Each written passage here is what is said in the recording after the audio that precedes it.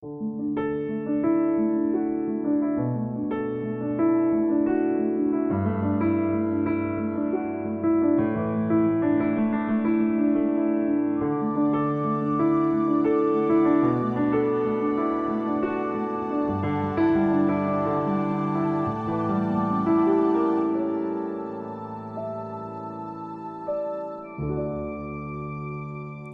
it's good to be back with you today as we are continuing on in our Bible study, Bittersweet. My name is Kevin Young, and I have the privilege of being lead clergy here at Christ Table. If you'd like to know more about Christ Table, just visit the URL right there, www.christstable.today. If you'd like more information about this study in particular, that URL right there at the bottom of your screen, go.christstable.today/bittersweet is where you're going to find everything about this study. You can go back in the archive, watch all of these studies. We're in the next to last day of this study. There at that URL, you can find a schedule of all the readings for this study, as well as a study guide that helps walk you through the curriculum. You can get a printed copy of that curriculum if you'd like it. The PDF's free online. You can get a free bound version of that copy not a free bound version, but you can get a bound version of that free PDF by going to that URL and clicking on the button that says, get the box. The box has a lot of spiritual resources that are a part of it, in addition to the curriculum that helps us out. It also helps you as you navigate through this study. One other thing that I want to make sure that you're aware of, drkevinyoung.com. You can get a copy of this book from the links that are there, Reconstruct Your Faith. Helps those who are disconnected, disillusioned, disappointed with the church, have doubts about their faith, about Christianity, about the church, about other Christians, or who are struggling. This would be a great thing, maybe for a gift to those during this season who are walking through trauma or walking through questions and don't know where to turn. You can find information about that at drkevinyoung.com. So we are coming in for a landing here today and tomorrow for the study, and Peter has taken us through a lot of conversations about suffering, about navigating suffering. A lot of the things that Peter has said that is going to be helpful to us actually weren't maybe so much about suffering, because the suffering that they're experiencing are not so much the suffering that we experience. But Peter has said a lot about anchoring ourselves to Jesus. Peter has also said a lot about remember that the suffering that you oftentimes go through is suffering that you deserve for acting like a donkey. Don't do that.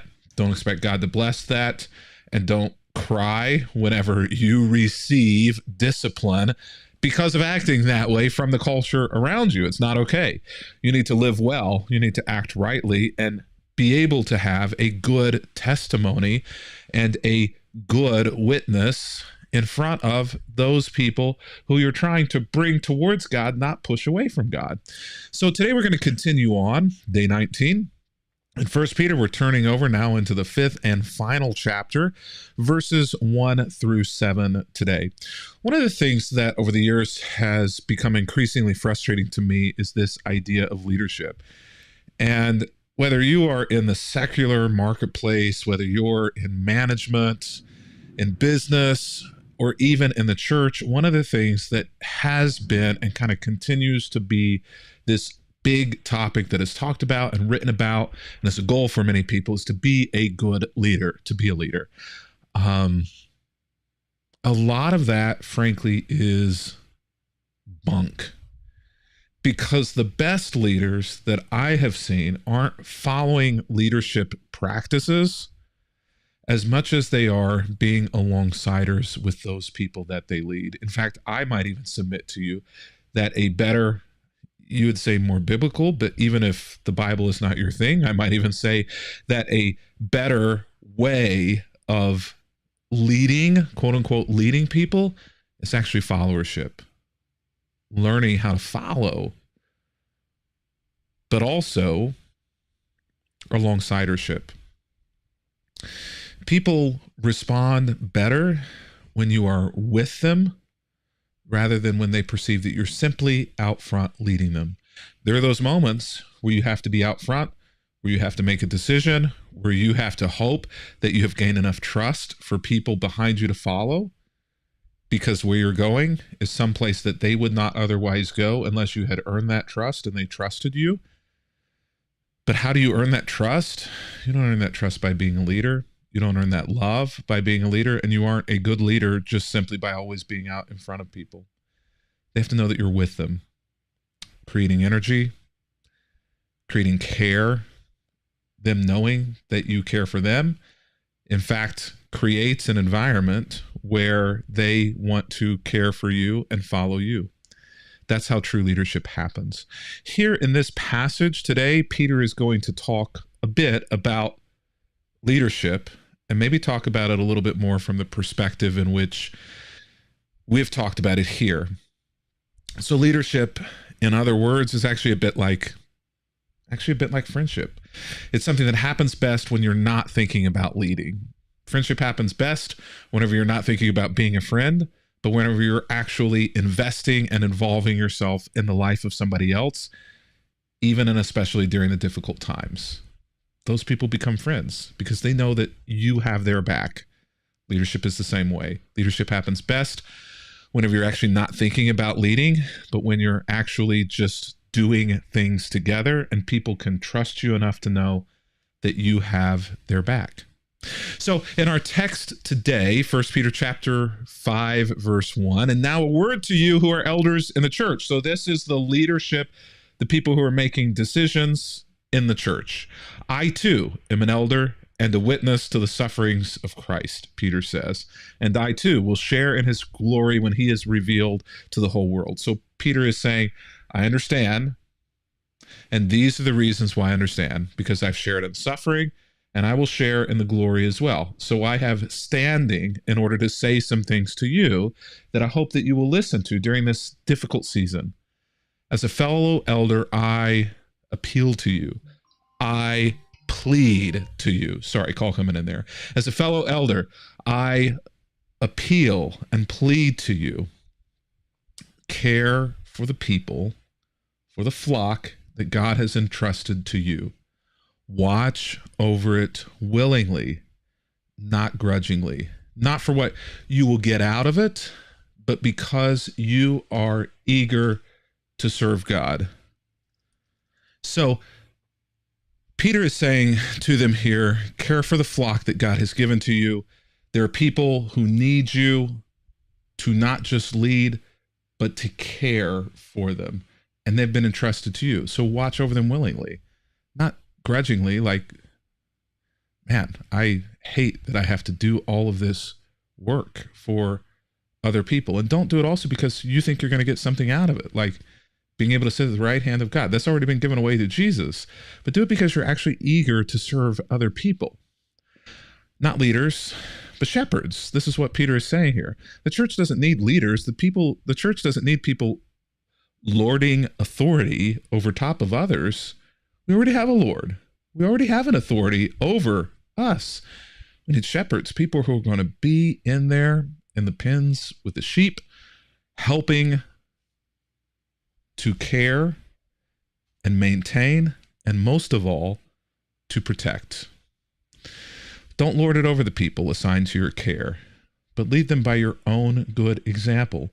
And when the great shepherd, that's Jesus, whom Peter has talked about a lot, appears, you will receive a crown of never-ending glory and honor. It will be worth it for what you've gone through.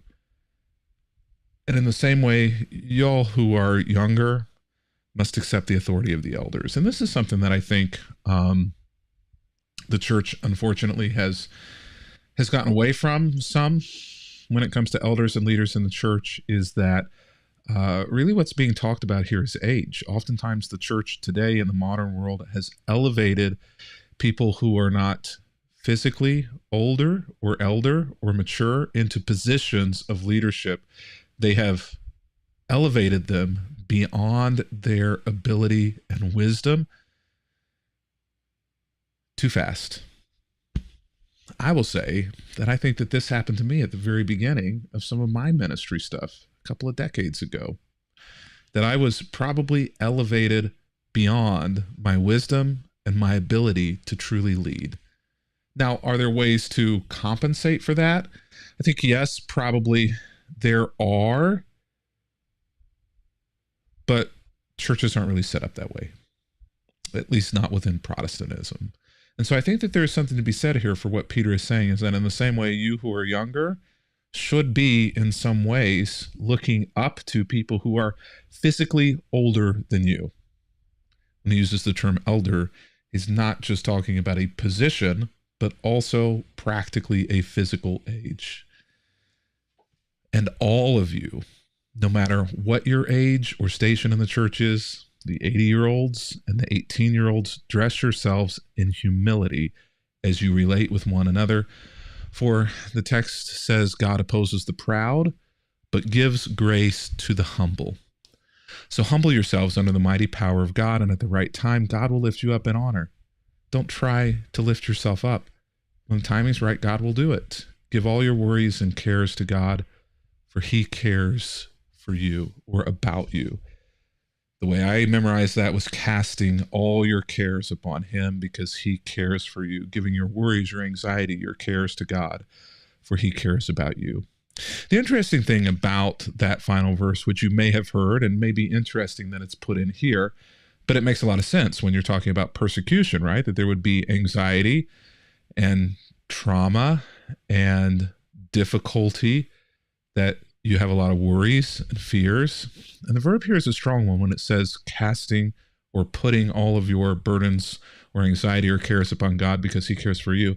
Pick up everything that is bothering you, that verb says, everything that is weighing you down, and fling them on God's back. Like throw them towards God. Like with excessive abandon, divest yourselves of all of those things that are weighing your mind down. Get rid of them. Give them to God as quickly and as passionately and as strongly as you can. Let him carry them. And he will be happy and delighted to do so. He loves you, after all. Thanks for being with us today. Looking forward to being back with you again tomorrow as we finish up this study. And reminder that you can get all of those materials, either free PDFs or the box, at go.christstable.today/bittersweet. It's been great to be with you today. Look forward to being back with you tomorrow as we close out our bitter